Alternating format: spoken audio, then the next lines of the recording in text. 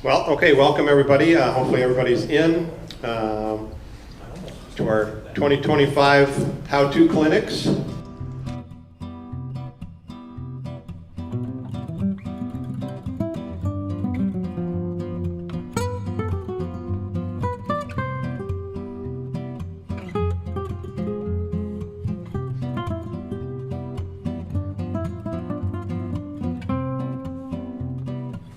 All right, so Jerry, without further ado, we'll have him come up and have him give his presentation on the Battery install. yeah, Revolution install, right? Yeah. Okay. Well, I think this is the first time in 3 years I've remembered my badge for the clinics. And I also remembered to print out my presentation. So I have notes. I chose to do a presentation on this installation because the little 040 that I came across has a unique tender that has plenty of room in back for the main components of the installation. Also, the layout of the components was spread out, making it easy to see how everything is in place, including the routing of the wires. This presentation is meant for newer people to the hobby that have questions about how to go about converting RC to battery power. I'm also not trying to promote the idea of one system is better than another or converting anyone into the great and amazing professional membership of the Revolution family who can do no wrong. Yeah, that's just a poke at the other guys if you didn't get it. Okay, so here's the kind of the rough layout of the components. I've got everything loose installed in this picture so you can see kind of where everything goes. I didn't mount the fuse holder in this installation because I didn't really have anywhere to put it on the outside, and there was plenty of room on the inside, so I just left it kind of laying there, kind of in the upper right corner. You can see it. I probably could have used the inline fuse holder in this instance, but this is what I had, so that's what I used. There we go. Okay. Okay, so here's the wiring diagram for the Revolution. In this case, I have the micro. Probably could have used a regular size one, but the micro is what I was working with. You'll see in the diagram, in this case I wanted to keep it simple, so I'm not using the headlight wires or the auxiliary out or anything like that. This is just the power to the motor. And besides this cab, the headlight gets its power from the motor, so they work in the direction that you want it to go anyway, forward and reverse. Also, you can see the negative power lead goes to terminal 1, and the positive lead goes to terminal 2, is the power coming from the battery. And the negative lead out to the motor is terminal 7 towards the top, and the positive out is terminal 8. You can switch these if you need to, depending on your preference on the direction on your controller. This worked for me, so that's what I use. I think our controllers on the club module are backwards from what I use. So when mine's pointing to the right, it's forward, and I think on the other one, it's the opposite. Anyway, you can change those around. The link switch and the speaker out have plugs that go into their own respective sockets, and in this case, they call it a set switch on this diagram, but the controller and everything that I use refers to it as a link switch, which makes sense because when you set it, when you go to set it, the controller says it's linking, which, okay, next slide. Okay, locating the charge port, on-off switch, and the link switch. This locomotive came with an RCS system installed, which I didn't care for, so most of my locomotives are Revolution, Crest Revolution, so I wanted to convert it. The first thing I did was remove the old system and associated wiring. I also removed all the track pickup contacts and those wires. To me, it's important to remove the track pickup power because I've had a couple of locomotives running track power on our club layout that had a short and completely fried my locomotive. So I was forced to convert to battery at that time, which is a hard way to do it. Yeah, the important point is to make sure they're disconnected, so isolated somehow. But our old layout, somehow there was a short and my big boy got totally fried. I didn't have it isolated. So I removed the old system. Then the prep work I did was to redo the cab wires. In my case, the cab was poorly done, and I had to repair some broken solder joints and stuff. So I started by locating the link switch below the floor because there was already, you see down below lower left, there was already a hole there that the previous install had. And I probably could have left it inside the unit because you only use the link switch really once, so you don't really need it outside the unit. I found a place for it. Yeah, I'll probably move that switch later. When I go to install sound, I'll probably put the volume control switch there for the sound, which, spoiler alert, might be next year's presentation.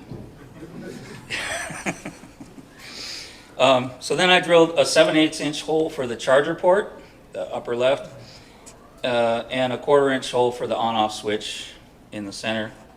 And if you look at my locomotive over there, I later painted these black and then rusty, so they're not as visible on the loco as they are in the picture. It's easier to do with 2 hands. Okay, the next slide, please. Installing the speaker. Everybody that's done this has had fun trying to find a place to drill enough holes to put so the sound will come out. In this case, I found in the center was pretty much the best place, so I was able to drill a bunch of 1/4 inch holes. And then next slide. Before you mount the speaker. Huh? Before you mount the speaker. Before you mount the speaker. Yeah, you need to know. And like I said, this unit doesn't have sound, but I know the speaker is one of the hardest items to locate, so you want to do that first. Make room. Yeah, so anyway, I found that and I located it right in the middle. And then to route the motors towards the cab, there's a top view on the upper left where I drilled a hole in the floor, and then underneath, this tender had like a rotating truck, which was difficult to find room to move the wires without interfering with the truck. So I drilled a hole as far forward as I could so that wouldn't interfere with the wheel trucks. Your standard tender or freight car, the trucks don't move like that. I don't even know what kind of car this is or where it's from. So then there's also a hole under the deck in the forward bulkhead to run the wires forward towards the cab. Sorry about the Navy lingo. In keeping it simple, I'm not going to go in detail as to wiring the cab since every model is different. But what you need to do is disassemble the cab in order to access the wires to the motor, and then route them to the back of the cab. Some of your more modern locomotives have a wire plug already sticking out the back for the motor wires to go to a battery car or whatever. But this was an older one and everything was inside. Okay, installing the speaker plug, the link switch, and the wires.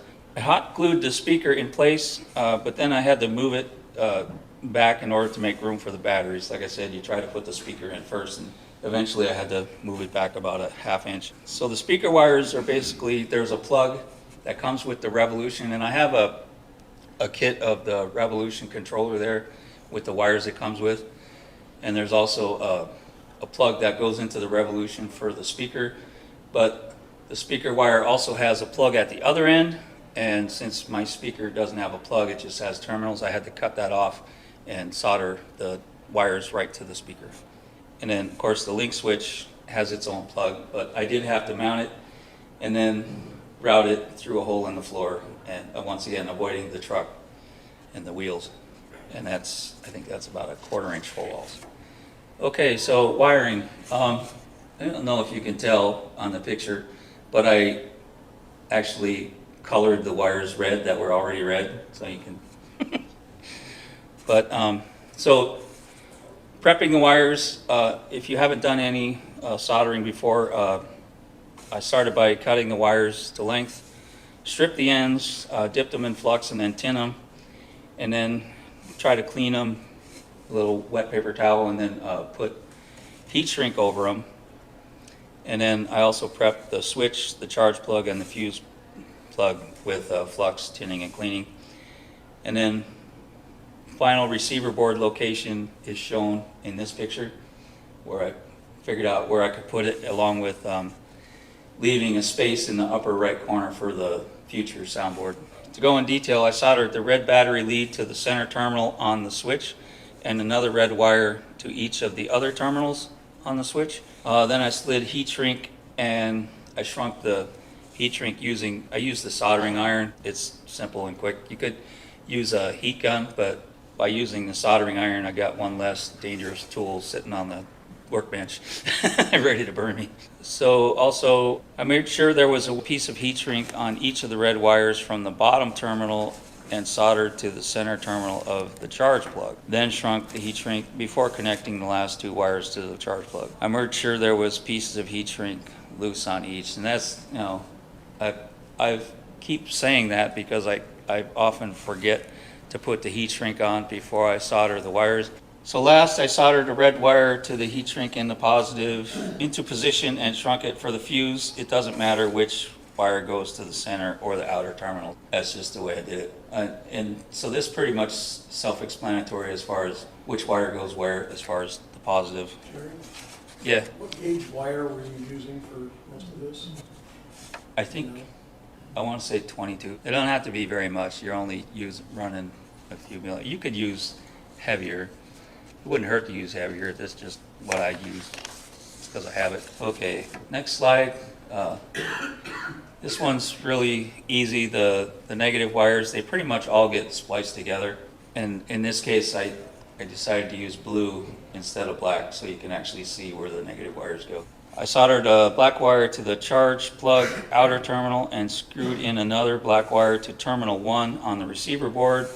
I twisted together the battery negative wire to terminal 1 and the wire to the charge plug, and then soldered the splice end and covered them with heat shrink there in the upper right, the blue heat shrink. At this point, I was able to put the locomotive on test rollers, plug in a battery pack, plug the motor lead into the cab, turn it on, and hope that it doesn't let any of the smoke out. I programmed the transmitter, hit the go button, and tested it forward and backward, and it ran great. So some of you may have seen this locomotive running at the Puyallup show. Oh yes. Last slide is a quick little rundown of my sources. So the battery packs, I tend to make my own battery packs because most locomotives are kind of a custom thing. When I do inside, you need a certain size. And so I buy the tech cells that have the solder tabs on them and make my own 12-cell packs. In the case of this one, I made it kind of blocky or square so it would fit in there. On most of my other locomotives, like the diesels, I make them longer, rectangular. As far as the receiver and the transmitter, I tend to use RLD Hobbies or Reindeer Pass and find them anywhere else. They've been kind of hard to find lately. And then most of the electronics I got on Amazon, from the speakers, the switches, fuse holders, and battery charge plugs. And then Mark also told me about Vetco Electronics in Bellevue, which would be a good source. I didn't have time to source out their prices, but they're probably comparable. That's pretty much it. It's a pretty simple installation once you figure out how to solder wires. With that, any questions? What's the controller? What's your Revolution. Crest Revolution. Crest Revolution. It's the same ones we use for the club track power on the club layout. Yeah, right here. It's a 2.4 gigahertz system. And go ahead. What's your chances of damaging your engine if you don't hook it up right? I think it's pretty low because, you know, if you could screw it up, I could manage to do it, and I managed to make it work. So I think the receiver board has protection in it. There are people that'll use the bridge rectifiers, and that verifies that the polarity is correct going into the receiver. I'm not that much of an electronical guru, you know, like if you need help with that, I think, where is he? Bob, he's the guy. Or Mark. Those guys. I'm a DC power guy. Red goes to positive, black goes to negative, right? And if I could figure this out, you guys can. Bill? One of the things you can do is use separate colored wires to go from point A to point B. Yeah? Bob? So one other little helpful hint, there's a thing called liquid tape. And you can get that at Home Depot or whatever, so if you forget to put the heat shrink on, your last resort could be liquid tape, and it's just like rubber cement, but you just, and it comes in different colors even, I think. And you just, it's kind of nasty, but you just put it on there, it takes a little while to dry, but it's, makes a nice insulated joint too. Oh, I gotta give me some of that. Liquid Okay. tape, yeah. Anybody else? All right, I'll leave my locomotive here for a little while, and if you want to go check it out, see what I did. Other than that, I gotta run. But